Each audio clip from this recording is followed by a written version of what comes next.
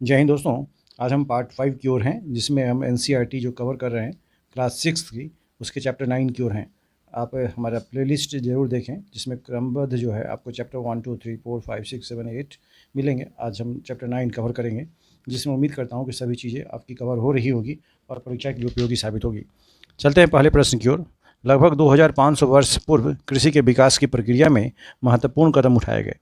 निम्नलिखित में से कौन सा उपाय सम्मिलित है? आपके ऑप्शन हैं इस तरह से: हल के फाल के लिए लोहे का प्रयोग किया गया, धान की रोपाई, अगला है सिंचाई के उपाय। सिंचाई के उपाय इस तरह से आप देखें तो इसका जो ऑप्शन नंबर डी है वह ज़्यादा उपयुक्त दिखता है। 1 2 और 3 तीनों चीज़ किए गए थे। हल के लिए यानी मिट्टी को अच्छे तरीके से कोड़ा जा सके ताकि कृषि अच्छे तरीके से की जाए, उसमें लोहे का प्रयोग किया जाने लगा। धान की रोपाई उन्नत तरीके से की जाने लगी और सिंचाई के साधन विकसित कर लिए गए।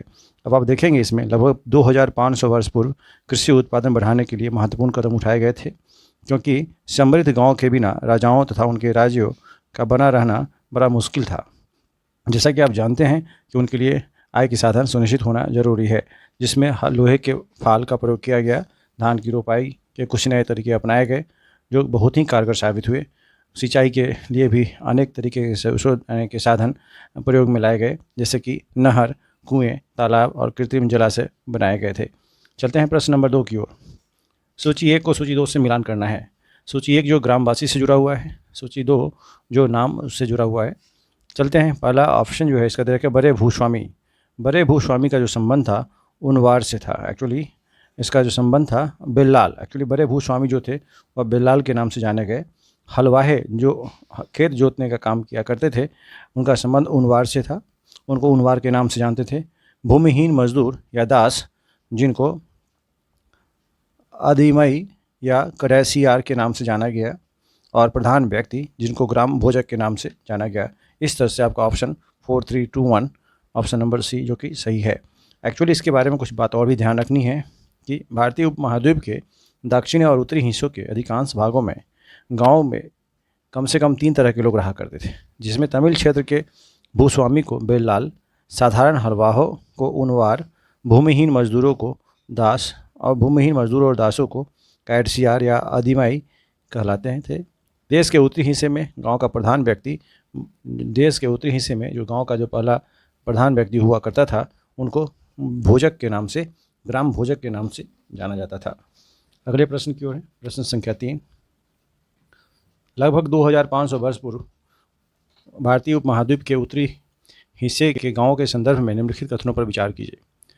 पहला कथन है गांव का प्रधान व्यक्ति ग्राम भोजक कहलाता था। दूसरा, गांव में रहने वाले स्वतंत्र और छोटे किसान को भूपति कहा जाता था। इसका आंसर ऑप्शन नंबर 1 सही होगा, क्योंकि गांव का पहला व्यक्ति यानी प्रधान व्यक्ति ग्राम भोजक कहलाता था। यह पद अनुवांशिक था, यानी पिता के बाद उनके पुत्र को यह पदवी दी जाती थी। ग्राम भोजक के पद पर आमतौर पर देखें तो गांव का सबसे बड़ा भूस्वामी होता था, जो जमींदार हुआ करते थे। प्रभावशाली होने के कारण राजा भी कर वसूलने का काम इन्हीं को सौंप दिया करते थे, क्योंकि उनका प्रभाव आम लोगों पर विशेष रूप से था। ये न्यायाधीश का और कभी कभी पुलिस का भी काम किया करते थे। आम जीवन में देखें तो जो कुछ संपन्न लोग होते हैं उनको ये सब जिम्मेदारी दी जाती है। यही था उनका पद, ग्राम भोजक, जो कि अनुवांशिक था। आप इन प्रश्न से इतनी बातों को ध्यान में रखेंगे। कभी कभी उन्हें भूपति भी कहा जाता था। ग्राम भोजकों को के अलावा कुछ और कृषक भी थे जो स्वतंत्र रूप से रहा करते थे, जिन्हें गृहपति कहते थे, न कि भूपति। याद रखिएगा, गृहपति न कि भूपति। इनमें ज़्यादातर छोटे किसान थे, इसलिए इसका कथन 2 गलत है। पहला कथन बिल्कुल सही होगा। अगले प्रश्न की ओर है, प्रश्न संख्या 4 की ओर। संगम साहित्य में ध्यान रखना है, संगम साहित्य में निम्नलिखित किसमें संगम साहित्य निम्नलिखित में से किससे संबंधित है? संगम साहित्य जो है वह तमिल से संबंधित है। तमिल की प्राचीनतम रचनाओं को संगम साहित्य कहते हैं। तमिल की जो प्राचीनतम रचना की गई उन्हीं को हम संगम लिटरेचर के नाम से जानते हैं। तो इसकी रचना लगभग 2300 वर्ष पूर्व की गई थी। इन्हें ही संगम कहा जाता है, क्योंकि मदुरई के कवियों के सम्मेलन में इनका संकलन किया जाता था। इस तरह से याद रखें, तमिल की प्राचीन रचनाओं को संगम साहित्य के नाम से हम जानते हैं। अगले प्रश्न की ओर है, प्रश्न संख्या 5। भरूच बंदरगाह से होने वाले आयात और निर्यात के संदर्भ में निम्नलिखित कथनों पर विचार कीजिए। पहला कथन है यहाँ शराब, तांबा, टीन, सीसा, मूंगा, पुखराज, कपड़े, सोने और चांदी के सिक्के तथा हाथी के दांत का आयात होता था। दूसरा, हिमालय की जड़ी बूटियाँ, कार्लिनियन, सूती कपड़ा, रेशम तथा इत्र यहाँ से निर्यात किए जाते थे। उपयुक्त कथनों में से कौन सा कथन सही है? इसका कथन 2 बिल्कुल सही है। हिमालय की जड़ी बूटियाँ, कार्निलियन, सूती कपड़ा, रेशम तथा इत्र यहाँ से निर्यात किए जाते थे। एक अज्ञात यूनानी नाविक द्वारा यह बेरीगाजा पतन का विवरण दिया गया, जिसमें बेरीगाजा भरूच का यूनानी नाम है। बेरीगाजा भरूच बंदरगाह का यूनानी नाम है। यहाँ पर आयातित वस्तुओं में हाथी के दांत शामिल नहीं थे। हाथी दांत भारत से निर्यात किया जाता था और अन्य सभी जानकारियाँ सही हैं, इतना ध्यान रखेंगे। यहाँ आने वाले लोग राजा के लिए चांदी के बर्तन, गायक, किशोर, सुंदर औरतें, अच्छी शराब तथा उत्कृष्ट महीन कपड़े जैसे अनेक विशेष उपहार लाते थे। तो इतना इस प्रश्न से जुड़ी हुई बातें ध्यान में और रखेंगे। प्रश्न संख्या 6 की ओर है। विनिमय के साधनों के संदर्भ में निम्नलिखित कथनों पर विचार कीजिए। आहत सिक्के सबसे पुराने सिक्के थे जो टीन के बने होते थे। दूसरा, विनिमय के लिए सिक्कों के अलावा वस्तु का प्रयोग भी संगम काल में होता था। इसका सही आंसर केवल 2 है, चूँकि विनिमय के लिए सिक्कों के अलावा वस्तुओं का प्रयोग भी संगम काल में होता था। विनिमय का मतलब एक्सचेंज हुआ। एक्सचेंज के लिए सिक्का ही नहीं, कुछ और भी कीमती वस्तुओं का प्रयोग लोग किया करते थे। सबसे पुराने सिक्के आहत सिक्के थे जो लगभग 500 वर्ष पूर्व चलन में रहे थे। चांदी या सोने पर विभिन्न आकृतियों को आहत कर बनाए जाने के कारण इन्हें आहत सिक्का कहा जाता था। इसलिए इसका जो पहला कथन था कि जो टीन के बने होते थे, ये गलत है। संगम साहित्य में वर्णित एक कविता से पता चलता है कि उस समय वस्तु विनिमय भी प्रचलन में था। तो इस तरह से इस प्रश्न से जुड़ी हुई यह बातें आप ध्यान में रखेंगे। प्रश्न संख्या 7 की ओर है। मथुरा 2500 साल से भी अधिक समय से एक महत्वपूर्ण नगर रहा है। कथन है और उसके कारण दिए गए हैं। मथुरा यातायात और व्यापार के मुख्य मार्गों पर स्थित था। अब इसका जो सही आंसर होगा ऑप्शन नंबर ए होगा कि ए और आर यानी कथन और कारण दोनों सही हैं और आर ए का सही स्पष्टीकरण भी करता है। मथुरा 2500 साल से भी अधिक समय से एक महत्वपूर्ण नगर रहा है क्योंकि यह यातायात और व्यापार के 2 मुख्य मार्गों पर स्थित था। इनमें से एक मार्ग उत्तर पश्चिम से पूर्व की ओर और दूसरा उत्तर से दक्षिण की ओर जाने वाला था। शहर के चारों ओर किलेबंदी की गई थी और इनमें अनेक मंदिर भी थे। आसपास के किसान तथा पशुपालक शहर में रहने वालों के लिए भोजन जुटाया करते थे। मथुरा बेहतरीन मूर्तियाँ बनाने का केंद्र भी था। इतना इस प्रश्न से जुड़ी हुई ध्यान में रखें। अगले प्रश्न की ओर है। प्रश्न संख्या 8। निम्नलिखित में से कौन कुषाणों की राजधानी रही है? निम्नलिखित में से कौन कुषाणों की राजधानी रही है? आपके ऑप्शन है पाटलिपुत्र, मथुरा, अमरावती, गांधार। इसका सही जवाब होगा मथुरा। लगभग 2500 वर्ष पूर्व मथुरा कुषाणों की दूसरी राजधानी बनी।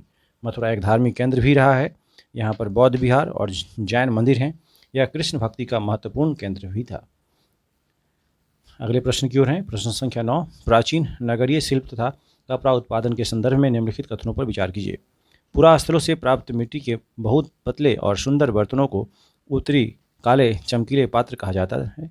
ये बर्तन उपमहाद्वीप के केवल पूर्वोत्तर भागों से ही प्राप्त हुए हैं। दूसरा, उत्तर में वाराणसी और दक्षिण में मदुरई कपड़ा उत्पादन के प्रसिद्ध केंद्र थे। उपयुक्त कथनों में से सही कथन कौन सा है, इसके बारे में आपको जवाब देना है। इसका सही जवाब होगा केवल नंबर 2। उत्तर में वाराणसी और दक्षिण में मदुरई कपड़ा उत्पादन के लिए प्रसिद्ध केंद्र थे। आप इसके बारे में कुछ और भी व्याख्या ध्यान में रखें। नगरीय पुरास्थलों से बहुत पतले और सुंदर बर्तन प्राप्त हुए हैं जिन्हें उत्तरी काले चमकीले पात्र कहा जाता है क्योंकि ये ज़्यादातर उपमहाद्वीप के उत्तरी भाग में मिले हैं। ये प्रायः काले रंग के होते हैं और इनमें खास चमक होती है। उत्तर में वाराणसी और दक्षिण में मदुरई कपड़ा उत्पादन के लिए प्रसिद्ध केंद्र थे जहाँ स्त्री और पुरुषों दोनों काम किया करते थे। तो इस प्रश्न से जुड़ी हुई ये बातें ध्यान में आप रखें। प्रश्न संख्या 10 की ओर है। प्राचीन नगरों में श्रेणियों के संदर्भ में निम्नलिखित कथनों पर विचार कीजिए। श्रेणी संयुक्त रूप से शिल्पकारों और व्यापारियों का एक संघ होता था। श्रेणी संयुक्त रूप से शिल्पकारों और व्यापारियों का एक संघ होता था। ये श्रेणियां बैंकों के रूप में काम करती थी जहां लोग पैसे जमा रखते थे। इसका आंसर ऑप्शन नंबर बी होगा। प्राचीन नगरों में शिल्पकार और व्यापारी अपने अपने संघ बनाने के लगे थे जिन्हें श्रेणी कहते थे। ये संयुक्त नहीं बल्कि अलग अलग थी। यह ध्यान रखना है, यह संयुक्त नहीं था जबकि यह अलग अलग था। शिल्पकारों की श्रेणियों का काम प्रशिक्षण देना, कच्चा माल उपलब्ध कराना तथा तैयार माल का वितरण करना था, जबकि व्यापारियों की श्रेणियां व्यापार संचालन किया करती थी। श्रेणियाँ बैंकों के रूप में काम करती थी जहाँ लोग पैसा जमा रखते थे। इस धन का निवेश लाभ के लिए भी किया जाता था। उससे मिले लाभ का कुछ हिस्सा जमा करने वालों को लौटा दिया जाता था या फिर मठ या धार्मिक संस्थानों को दे दिया जाता था। तो इन प्रश्न से जुड़ी हुई ये बातें ध्यान में रखें। इसका आंसर बी जो कि ऑप्शन नंबर 2 सही है। अगले प्रश्न क्यों है? प्रश्न संख्या 11। अरिकामेडु नामक प्राचीन पतन निम्नलिखित में से कहाँ स्थित है? आपके ऑप्शन है तमिलनाडु, आंध्र प्रदेश, पुदुचेरी और कर्नाटक। इसका सही जवाब होगा पुदुचेरी। अरिकमेडु पुदुचेरी में अवस्थित है। पांडिचेरी का जो कि नया नाम पुदुचेरी है। लगभग 2200 से 1900 साल पहले अरिकमेडु एक पतन था। यहाँ ईंटों से बना एक ढांचा मिला है जो संभवतः गोदाम रहा हो ऐसा प्रतीत होता है। यहाँ भूमध्य सागरीय क्षेत्र में के एम्फोरा जैसे पात्र मिले हैं। एम्फोरा एक कंटेनर हुआ था। इसमें शराब या तेल जैसे तरल पदार्थ रखे जा सकते थे। इनमें दोनों तरफ पकड़ने वाले के लिए हत्था भी लगा था।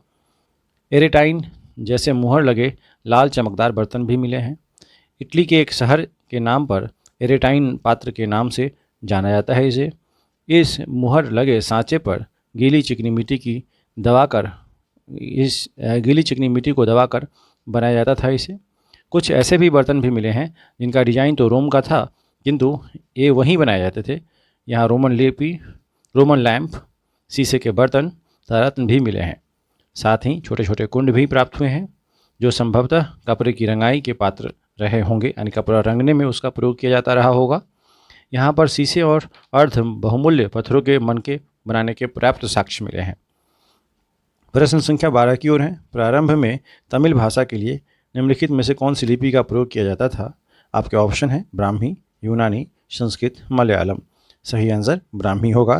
प्रारंभ में तमिल भाषा के लिए ब्राह्मी लिपि का प्रयोग किया जाता था। कई बर्तनों पर ब्राह्मी लिपि के अभिलेख मिले हैं, इसलिए इन्हें तमिल ब्राह्मी अभिलेख भी कहा जाता है।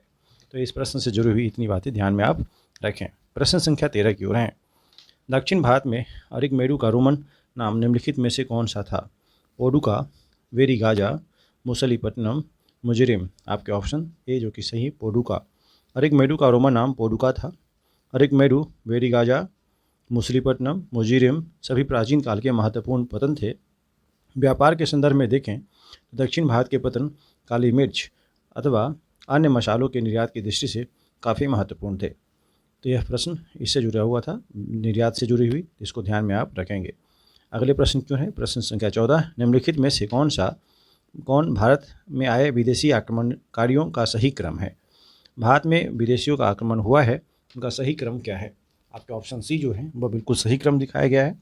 हिंद यवन, उसके बाद शक, उसके बाद हिंद पार्थियन, उसके बाद कुषाण। मौर्य के बाद अनेक विदेशी शासक हुए जिनमें हिंद यवन पहले और शक दूसरे शासक हुए। याद रखना है, शकों के बाद हिंद पार्थियन या पहलव और उसके बाद कुषाणों का शासन स्थापित हुआ था। तो इस तरह से इन प्रश्नों की श्रृंखला यहीं पर समाप्त हुई। चलते हैं अगले चैप्टर की ओर, चैप्टर नंबर 10।